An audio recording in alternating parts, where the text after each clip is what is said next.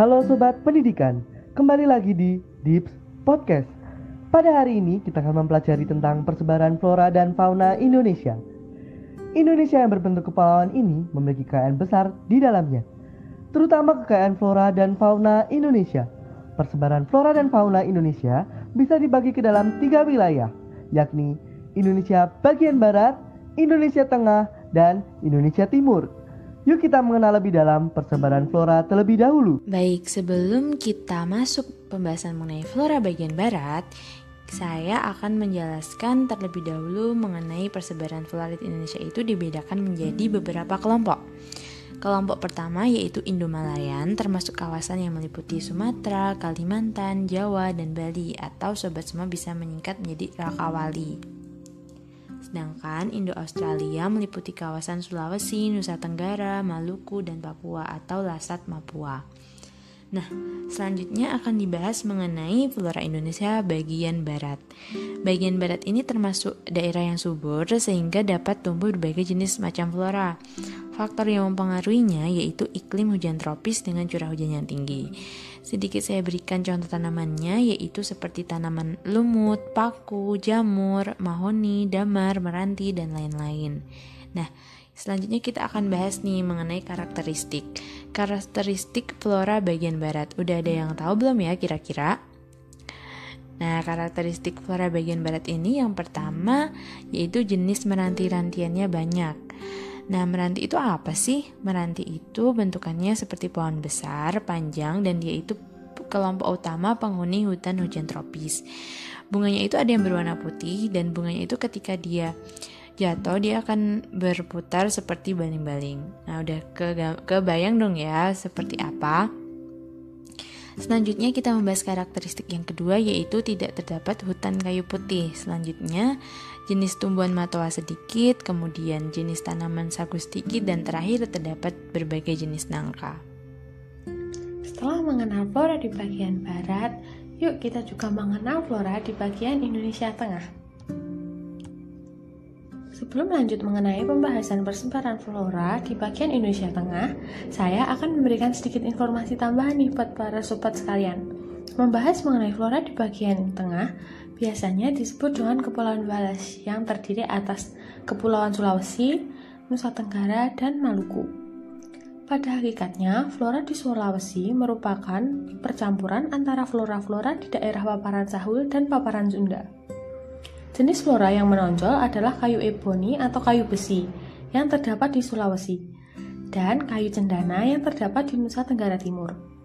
Flora di wilayah peralihan terdapat di dataran rendah, pantai, dan gunung. Wilayah-wilayah Indonesia bagian tengah memiliki sifat iklim yang lebih kering dengan kelembaban udara lebih rendah dibanding dengan wilayah Indonesia bagian barat dan bagian timur, kecuali di sekitar Kepulauan Maluku. Corak vegetasi yang tersebar di Kepulauan Wallace antara lain ada yang pertama yaitu vegetasi sabana dan stepa tropis di wilayah Nusa Tenggara. Yang kedua ada vegetasi hutan pegunungan di sekitar Sulawesi, dan yang ketiga ada vegetasi hutan campuran di wilayah Maluku dengan jenis rempah-rempah seperti pala, cengkeh, kayu manis, kayu eboni, dan lontar. Baik, flora dari bagian barat dan tengah sudah kita pelajari. Yuk mari kita beranjak ke flora bagian timur Indonesia. Nah, untuk di bagian timur, persebaran flora dikenal dengan istilah kelompok Indo-Australian. Pulau-pulau yang termasuk antara lain Nusa Tenggara, Maluku, dan juga Papua. Nah, tentunya flora bagian timur Indonesia ini memiliki karakteristik yang berbeda dengan flora di bagian barat dan tengah. Ciri khas flora di bagian timur antara lain, yang pertama, memiliki sedikit jenis meranti-merantian. 2. Tidak terdapat berbagai jenis rotan. 3. Terdapat hutan kayu putih. 4. Terdapat banyak jenis tumbuhan matoa, khususnya di Papua. Nah, di sini apakah sobat pendidikan pernah mengonsumsi buah matoa? Yang kelima, banyak terdapat jenis tumbuhan sagu. Nah, sagu di wilayah timur Indonesia merupakan salah satu makanan pokok bagi mereka juga loh. Yang keenam atau yang terakhir yaitu tidak terdapat jenis tumbuhan nangka. Nah, berbagai contoh dari flora di bagian timur Indonesia antara lain yaitu pohon eboni, pohon sagu, pohon matoa, buah merah, kayu besi, dan pohon cendana. Coba sobat sekalian cari tahu lagi yuk flora-flora apa saja yang termasuk jenis flora bagian timur. Nanti coba kalian cari tahu ya. Wah, begitu beragam bukan flora dari Indonesia ini? Setelah flora yang beragam, mari kita mengenal fauna dalam 3 wilayah Indonesia. Oke, selanjutnya kita bahas nih persebaran fauna di Indonesia. Nah, sebelumnya tadi kan fauna Indonesia ini memang dikelompokkan menjadi 3 corak yang berbeda ya. Fauna di bagian barat atau Asiatis, bagian tengah atau peralihan, dan bagian timur yang disebut Australis. Nah, dalam pembagian 3 corak yang berbeda tersebut terdapat 2 garis diantaranya. Yang pertama itu garis Wallace yang membagi fauna barat dan tengah, dan garis Weber yang membagi wilayah tengah dan timur. Ingat ya sobat semua, Wallace membagi barat dan tengah, dan Weber membagi tengah dan timur. Oke, berlanjut kita akan membahas mengenai fauna Indonesia bagian barat. Nah, kawasannya masih sama ya, mencangkup Rakawali, Sumatera, Kalimantan, Jawa, dan Bali. Di kawasan ini banyak ditemui mamalia berukuran besar seperti gajah, harimau, tapir, badak bercula satu, banteng, kerbau, rusa, babi hutan, orangutan, monyet, bekantan, dan lain-lain.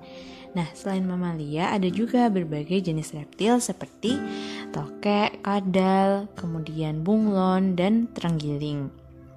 Nah, hewan yang bisa terbang seperti berbagai macam burung juga ada nih ditemui nih di kawasan ini. Misalnya burung hantu, gagak, jala, elang, merak, kutilang, dan juga berbagai jenis macam unggas. Oke, kemudian masuk ke hewan air nih. Ada di kawasan ini ditemui adanya pesut. Kalian tahu gak sih pesut itu apa? Pesut itu tuh sejenis lumba-lumba, dan dia tuh umumnya ada di Sungai Mahakam.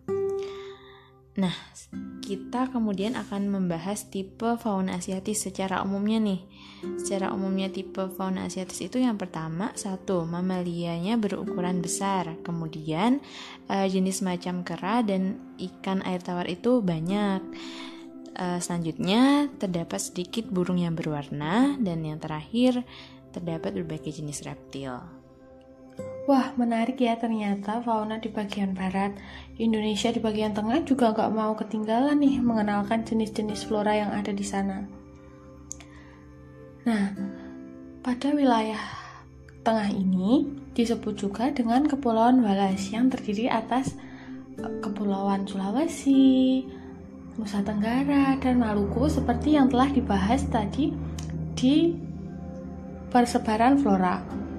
Nah, di kawasan ini terdapat hewan khas yang hanya dapat dijumpai di Indonesia, seperti anoa, babi rusa, biawak, dan komodo. Fauna Kepulauan Wallace antara lain sebagai berikut.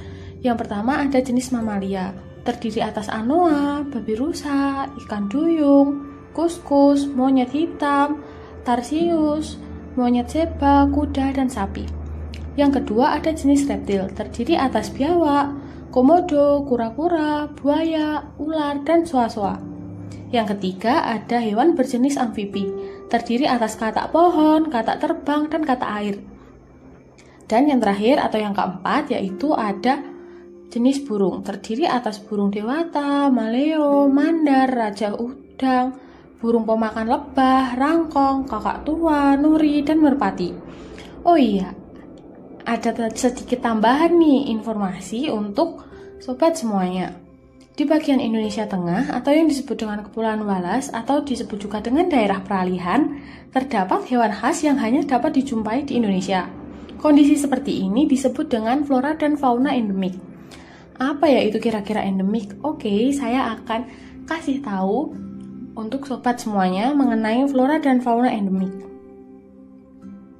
Jadi, flora dan fauna endemik adalah jenis tumbuhan yang secara alami hanya terdapat pada wilayah tertentu dan tidak ditemukan di wilayah lain. Tumbuhan endemik disebut sebagai tumbuhan khas suatu daerah. Karena kekhasan tersebut, biasanya tumbuhan endemik ini dijadikan lambang atau simbol daerah. Contohnya seperti Rafflesia arnoldi. Sedangkan, fauna endemik merupakan jenis hewan yang secara alami hanya terdapat pada wilayah tertentu dan tidak ditemukan di tempat lain. Hewan endemik menjadi hewan khas suatu daerah.